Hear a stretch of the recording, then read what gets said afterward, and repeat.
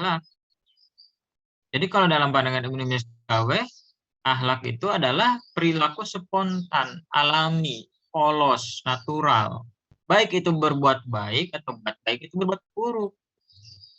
Misalnya kita berbuat buruk, gak melakukan pertimbangan apa-apa, pengen aja udah melakukan apa aja, itu juga buruk, akhlak sayyi'ah. Baik itu berbuat yang positif ataupun yang negatif, tanpa pertimbangan, itulah akhlak. Kalau kita berbuat buruk secara alami, secara spontan, memang pengennya kita, bukan didorong oleh lingkungan, ya memang berarti kita akhlaknya buruk, bukan karena lingkungannya buruk, bukan karena ke bawah-bawah. Tapi kalau kita juga baik karena dorongan diri di dalam diri, ya itu berarti kita memang potensinya berakhlak baik. Ada misalnya santri ya, di pesantren rajin ngaji, rajin sholat, tapi keluar dari pesantren boro-boro ngaji, boro-boro sholat. Nah itu tidak berakhlak karena dia berbuat baik karena dulu mungkin di pesantren ada aturannya, dia takut dihukum, dilihat guru, dilihat teman, dilihat kiai. Tapi kalau di kos-kosan ya udah males.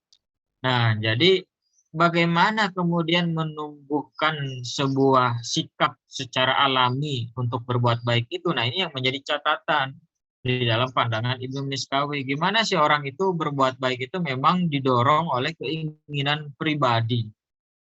Ini tugas guru di dalam pandangan Ibnu Miskawih.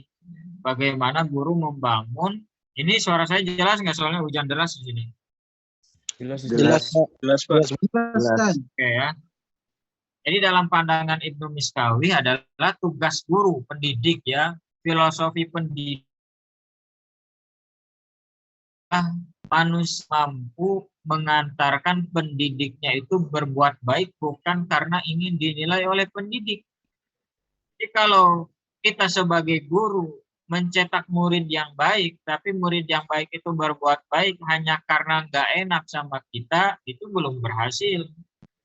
Pendidik yang berhasil adalah pendidik yang menghasilkan peserta didik yang berakhlak baik dirinya ada ataupun tidak ada. Baik guru itu terlihat di mata dia ataupun tidak terlihat. Jangan di depan mata sopan ngomongnya, tapi di belakang wah cablak segala macam. Ya itu bukan akhlak dalam pandangan Ibnu Miskawih. Nah, dalam pandangan Ibnu Miskawih ada 3 metodologi untuk mengembangkan pendidikan akhlak itu ya. Yang pertama adalah menumbuhkan niat.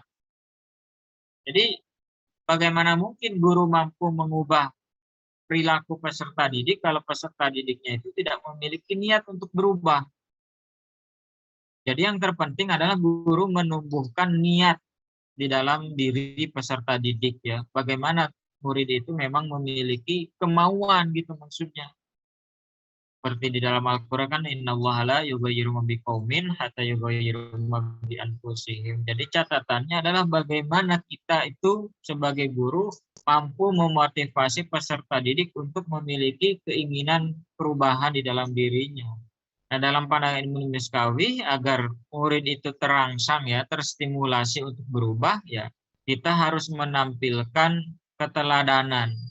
Guru itu keteladanannya penting untuk contoh kepada murid. Dan yang ketiga ya adalah membangun friendship, membangun pertemanan, persahabatan yang baik.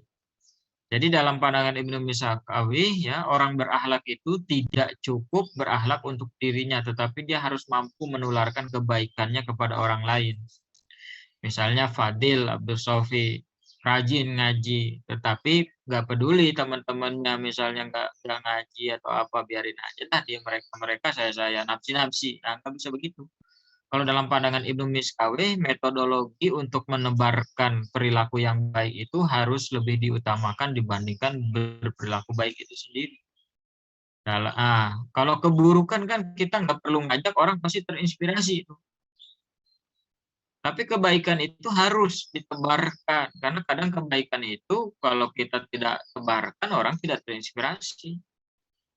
Makanya dalam pandangan Ibnu Miskawih adalah ketika misalnya dalam konteks peserta didik ya, dalam konteks pendidikan, misalnya di kelas nih, Ada orang yang rajin, bagus gitu ya, murid yang bagus secara akhlak, karakternya. Nah, kita ambil tuh murid itu, kita berikan pengarahan agar murid itu mampu menebarkan kepada orang lain.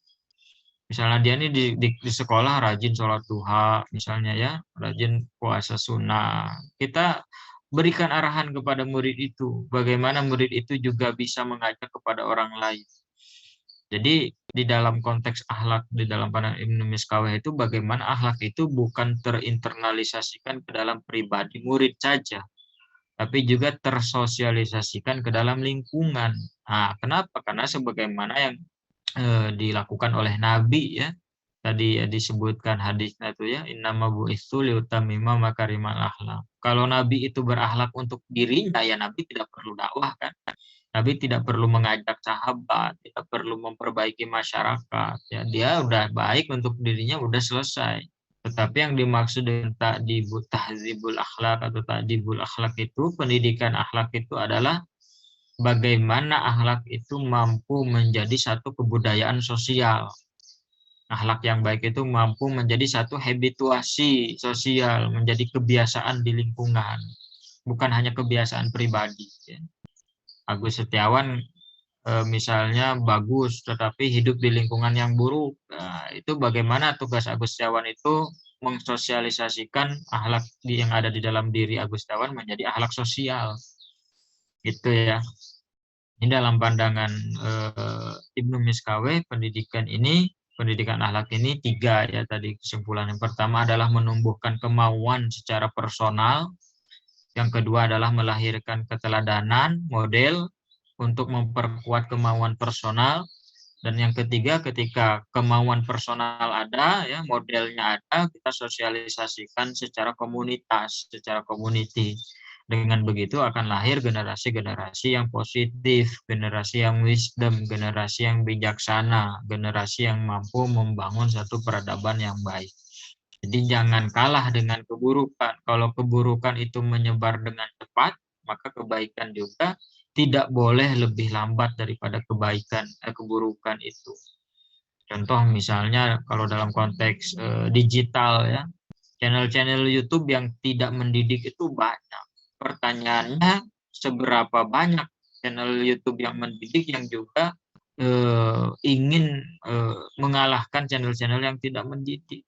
Jadi kalau dalam pandangan Ibnu Miskaweh, kalau kita membenci banyak channel YouTube yang tidak mendidik, maka kita juga tidak boleh kalah. Kita bangun channel YouTube yang mendidik, yang juga harus lebih menarik dibandingkan channel YouTube yang tidak mendidik. Saya kira itu mungkin ya kontekstualisasi pemikiran Ibnu Miskaweh dalam pendidikan era saat ini. Itu saja mungkin tambahan dari saya. Sebelumnya saya sampaikan kepada teman-teman, nanti tolong namanya disesuaikan semua dengan absen ya. Jadi absen untuk perkuliahan online itu tidak saya sebut, tetapi seiring berjalannya perkuliahan saya sudah catat ya tadi di daftar hadir di partisipan itu ya. Jadi nanti namanya disesuaikan aja yang lengkap gitu ya. Saya kira itu saja, saya kembalikan kepada pemakalah. Terima kasih untuk diskusi hari ini. Assalamualaikum warahmatullahi wabarakatuh. Waalaikumsalam warahmatullahi wabarakatuh.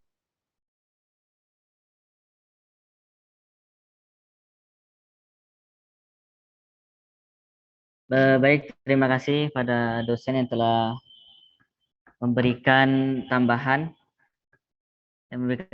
dan arahannya kepada kita semua. Kurang lebihnya mohon maaf dari kami. Wabillahi taufiq wal hidayah. Assalamualaikum warahmatullahi wabarakatuh. Waalaikumsalam warahmatullahi wabarakatuh. Syukran. Love you.